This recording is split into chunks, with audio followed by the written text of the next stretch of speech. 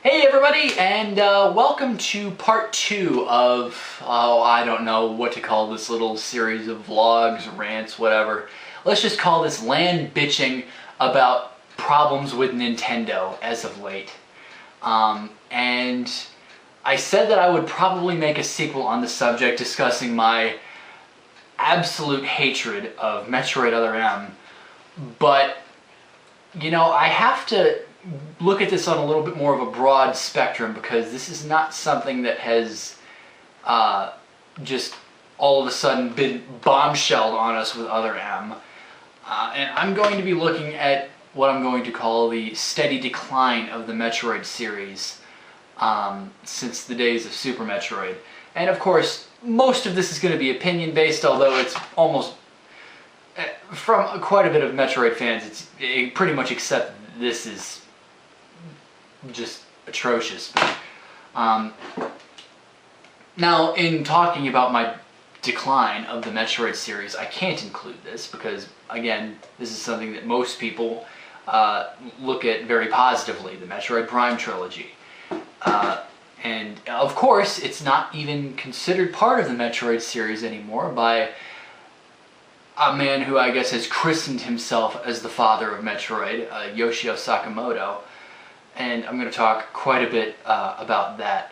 So, allow me to timeline, if you will, the Metroid series, which led to, you know, what many Metroid fans will consider the greatest Metroid game ever made, Super Metroid, my favorite game ever made, leading to Metroid Fusion, which was part of an, you know, what was it, an 8-year sabbatical of the Metroid series.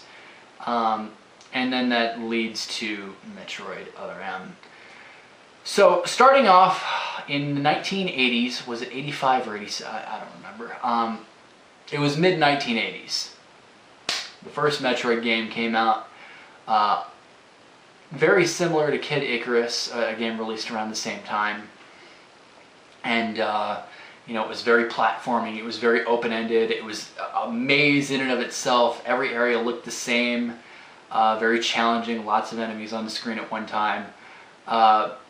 But it was the first game that I can remember that didn't have, like, any real guideline of where to go. I mean, at least with Zelda 1, you had a map that you could, you know, chart your progress with, or chart your path to go. You know, if you didn't have what you needed for one dungeon to progress in that dungeon, you could, you know, make a mental note of where that dungeon is, and then when you have what you need, you can go back to it. Or, I think the manual actually had a map of the game, rough map or something like that. And, you know, back in those days, gamers would make, you know, paper maps just to study every aspect of the game, because we loved those games so much.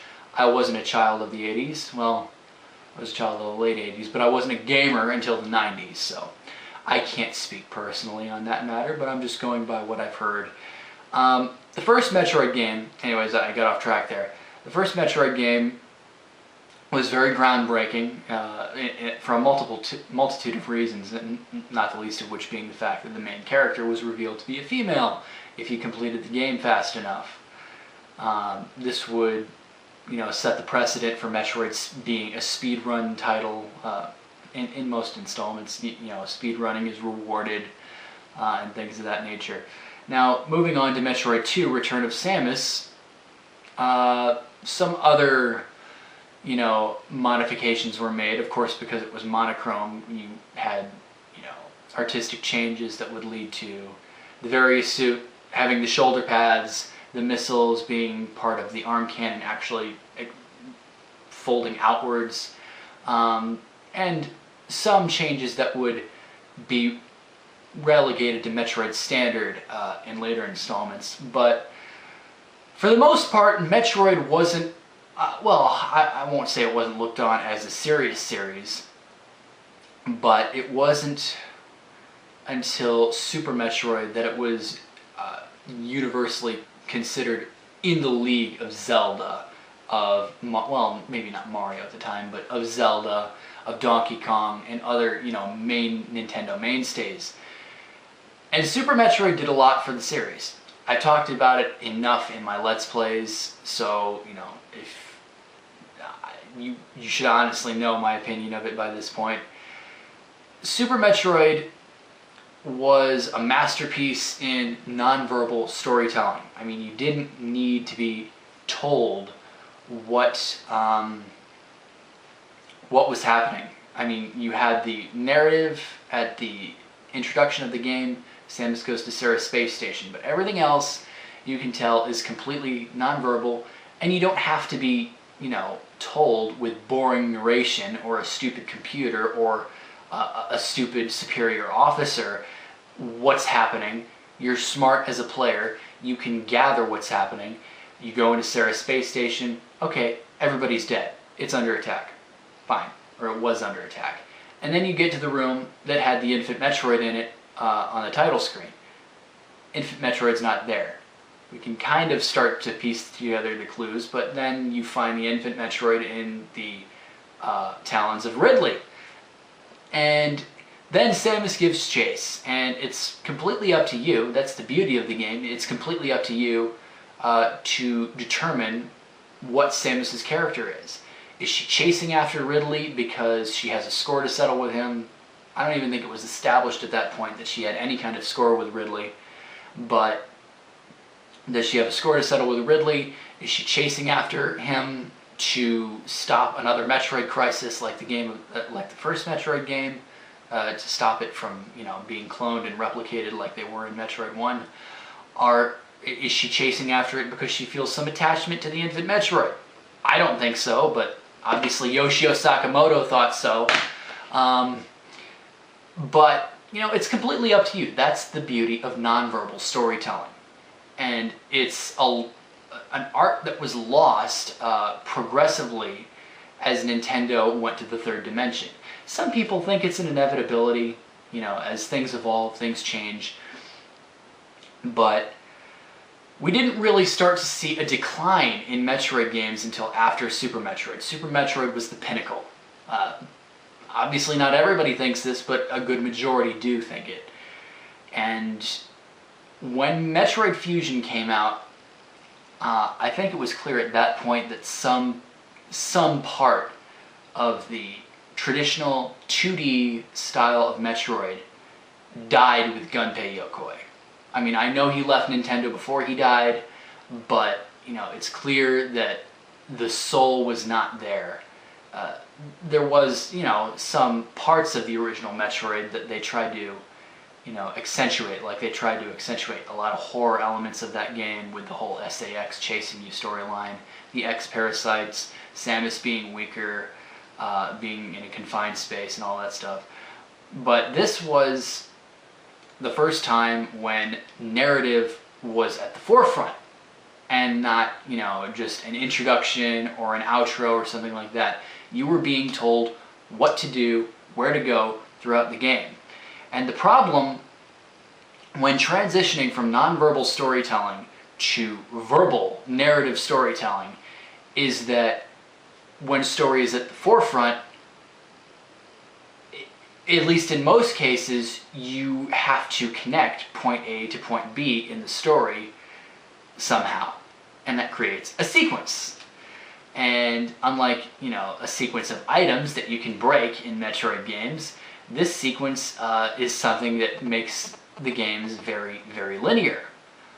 Story makes a game linear. It's not always the case, but in most cases, a narrative story does almost by necessity make the game linear. You know, your choices of where you want to go next are very limited. And another trend that really started around the time of Metroid Fusion and, you know, the whole Nintendo craze of story being, you know, more pushed to the forefront than it ever was before, is that there's a lot more hand-holding and a lot of go here, do this, do that. Don't even think about doing anything in between because it's just completely not going to happen. I mean, you can get a missile tank, you can get an energy tank, that's fine and dandy, you know, but otherwise there is no big reward for exploration. the only big reward for, you know, exploration, and it's not even exploration, it's just outright stupid skill that Fusion has to offer, is the secret message that you get when you do the Shine Spark tricks to escape AQA without the diffusion missiles. And only people who really know Fusion have any idea what the hell I'm talking about. I haven't played Fusion for the purposes of an LP yet. I don't know if I will or not. Fusion wasn't a bad game. I enjoyed Fusion when it came out, and I still might be interested in playing it for an LP at some point. But Fusion, by no means, was a bad game when it came out. But it was the start of the decline of the Metroid series. And like I said, you can look at the root of the cause being, you know, your navigator, Adam, your computer, your CEO telling you where to go, what's going on, leaving nothing up to interpretation, leaving no freedom to the player to really explore. And if I could do Fusion differently, if I could, you know, have a time machine, go back and be a part of the development crew for Fusion, which obviously isn't possible, or even Other M for that matter, because the games are so similar. You know, they both have a space station setting, and you know, they're environmental sectors, and they're both strung along in this long hallway of a story that leaves no room for exploration, no room for rewarding exploration anyway. If I could change it, what would I do? I guess what I would do is I would put it more in a Mega Man style. You know, choose which sector to go through first, and not, you know, be bottlenecked in this path and this narrative that really isn't interesting in the slightest to me. I mean, the best parts of Fusion were not Adam telling you where to go, were not him hyping up whether it was the SAX or Nightmare or anything like that. It was all the nonverbal stuff, the very suspenseful sequences where you would be hiding and hoping to God the SAX doesn't spot you. Or in the case where you actually have to be seen by the SAX, run like hell, hope it doesn't catch you. Those are Fusion's best points. They're not part of the verbal storytelling. And again, if I were to do Fusion and Other M differently to make them more tolerable and have sort of that Metroid feel of being able to go where you want to go. Because Super Metroid, for, you know, all of the hype that I give it, was tied by some sequence of items, but it wasn't, even just taking into account none of the, you know, metagame sequence breaks that weren't intended by the developers. You know, the mock ball, the short speed dash, and all that stuff. Even not taking any of that stuff, that metagame stuff, into account, you still have the wall jump, the shine spark, and infinite bomb jumping, and that can get you a hell of a lot in that game. You know, skill can be rewarding. Exploration can be rewarding, and you can find new different paths throughout that game where, you know, even Meridia, an area that we all hate, well, most of us hate Meridia, even that had some dimension of freedom because you could choose to approach that area and enter it from either the wrecked ship side or the Brinstar side in the glass tube. There's just so many points of that game that not enough people speak about that offer freedom to the player. And I hype sequence breaking a lot, but a lot of other smaller aspects that go unsung. And that's one of the reasons why Super Metroid is one of the universally accepted as one of the best Metroid games, if not the best. And why Fusion, and more specifically Other M, are looked down upon by the Metroid fanbase. Again, I don't hate Fusion. I actually enjoy Fusion to a large degree for some of the things that I spoke about earlier. But if I were to change Fusion up, I would change it in a Mega Man style. Choose where you want to go. And that's going to segue into Zero Mission, which was Yoshio Sakamoto's one really, really great game. And I can chalk a lot of that up to the fact that he drew heavily on the source material that Gunpei Yokoi, again, I don't know how much of the original three Metroid games Gunpei Yokoi had input on, but given the fact that he was basically the project manager through all of it, a lot of the praise that we have for those games should go to him.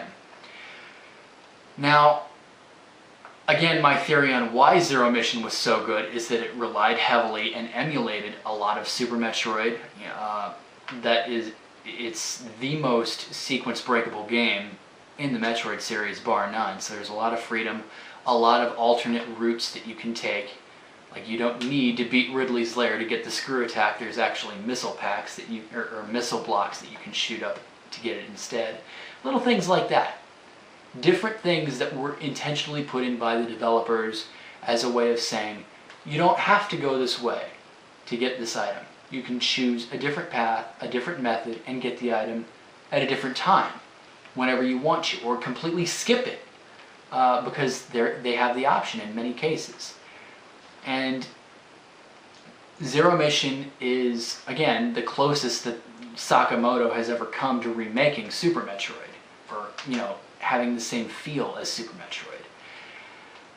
The problem is, again, it's driving on the source material of the gameplay style of Super Metroid, which was Gunpei Yokoi's baby, as well as the setting of Metroid 1.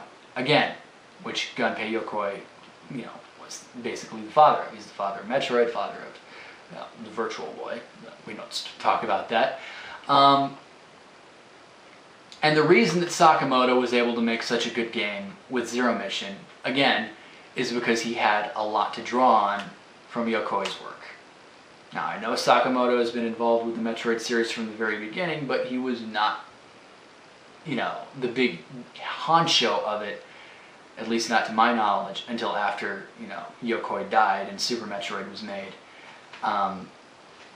Which brings me to this. I can talk extensively as to why I don't like this game. Cinematics, for one, are quite cheesy. The storytelling is very blah. Even the gameplay style, I like the gameplay, but it's a different feel. Action is at the forefront, not exploration. Again, it's because you're bound by this narrative of very linear storytelling. Go here, go here, go here, go here. And that's something that's plagued the Metroid series since Fusion, but it hasn't, Fusion didn't have just character assassination of Samus. It didn't have annoying evolutionary lines for already established characters, Ridley. It didn't have Samus pining over the baby. She mentioned the infant Metroid twice, maybe 3 times in Fusion. And she didn't really seem to she didn't seem as emotionally connected to Adam as she did in Other M. Now, one could argue that this is because of the limited capabilities of adding a story to Fusion. Whatever, that's fine. The other problem is that around the time of Fusion, especially with Zero Mission, you could see Sakamoto trying to shoehorn some aspects of the manga into the original events of Metroid for the remake of Zero Mission. I can guarantee, back in 1985, nobody gave a shit about, what the Chozo were, how Zebes, came to be put under Space Pirate rule. Blow shit up, find stuff, done. And I'm not going to fault Sakamoto for trying to put some reasoning as to why the Chozo were there, but he actually kind of dumbed the Chozo down a little bit with the inclusion of the game's final arc, which, seeing as I Let's Play the game, the final arc, which takes place in Shizodia, which was not an area in the original Metroid.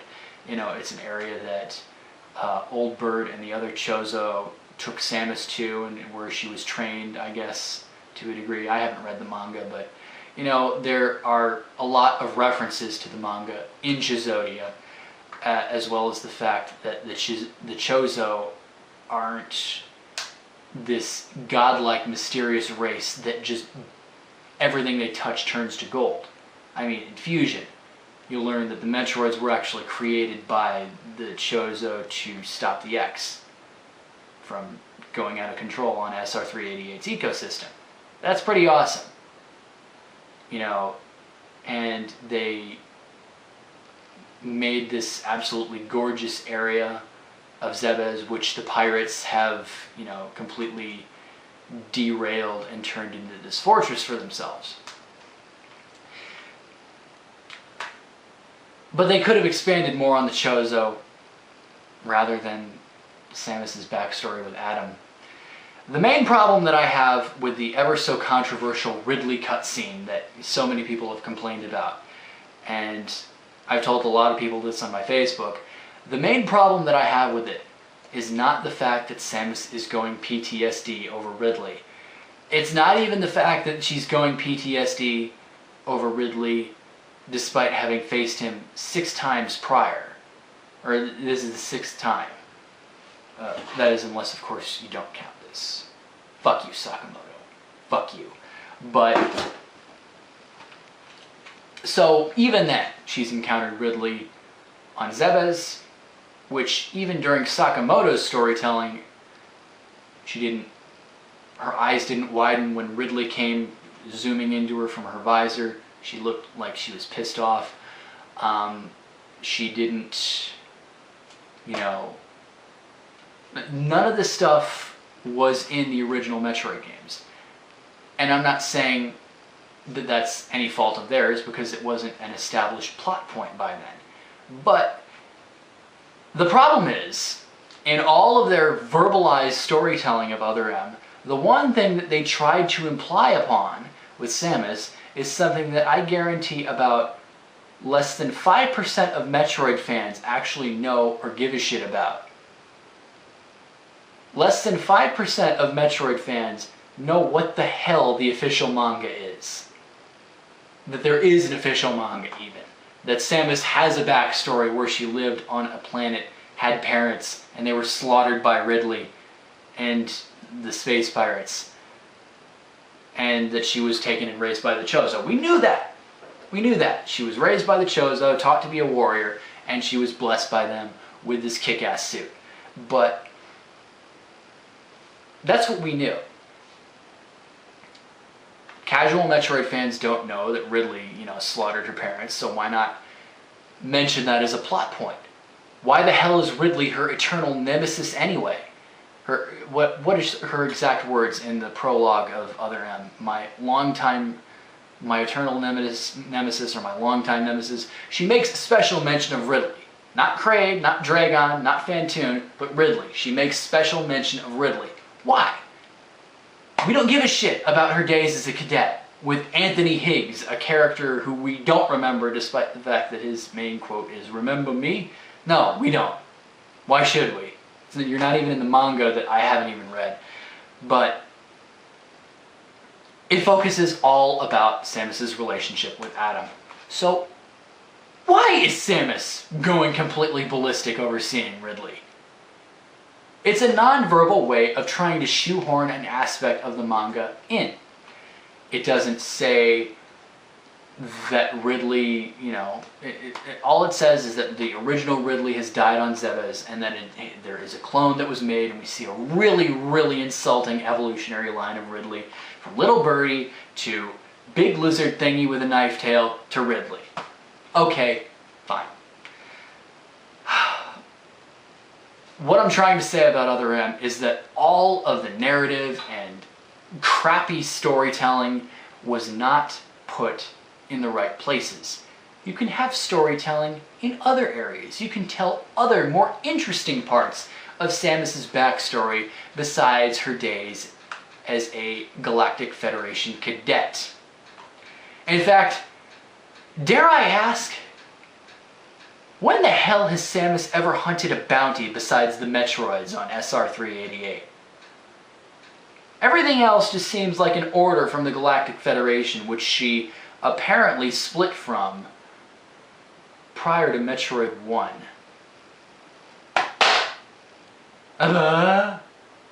Why is she still there, bitch? Why is the only thing that she's ever done was hunt a bounty of Metroids in one game? What's she a bounty hunter of? A new bounty to hunt, yet no bounty. Whatever. There are a lot of holes in other M storytelling that even reading the manga don't make sense of. And that's just me reading synopsi of the manga. I haven't bothered to read them. I don't care.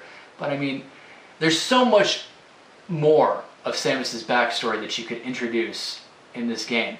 But instead, we're just driven into this really, really shitty love story of Samus and her dead boyfriend slash father figure, who shows up again just as annoying in Fusion, telling you where to go.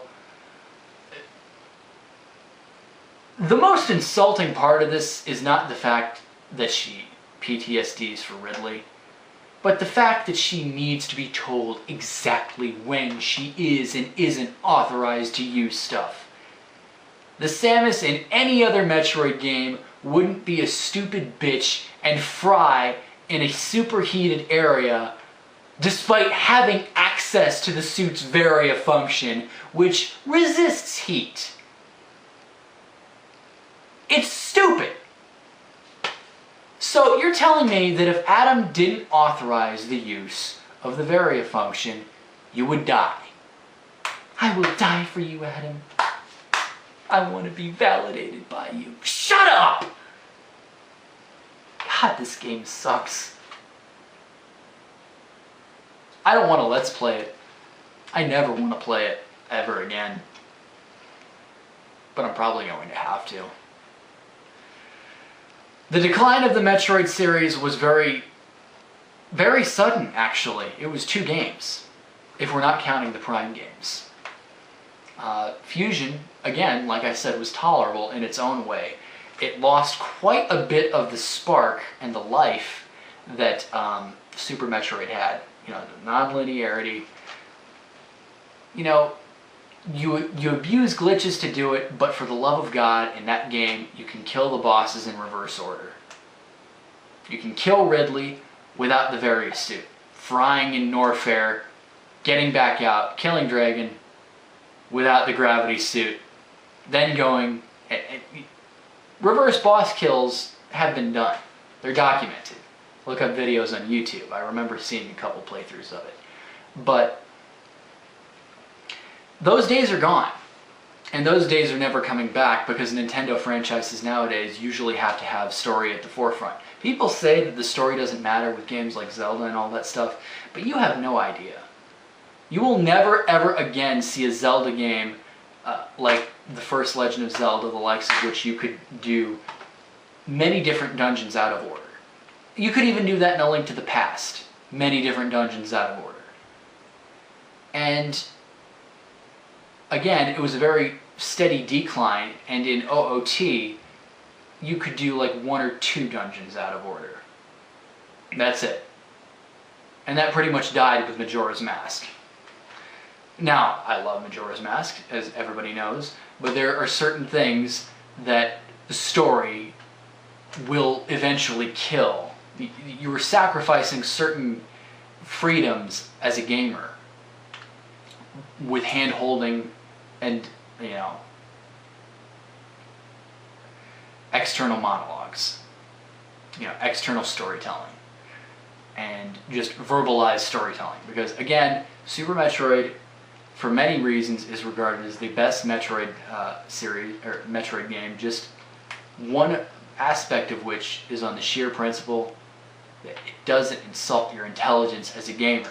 You don't need to be told what the hell's going on. You can imply, the game implies most of it non-verbally.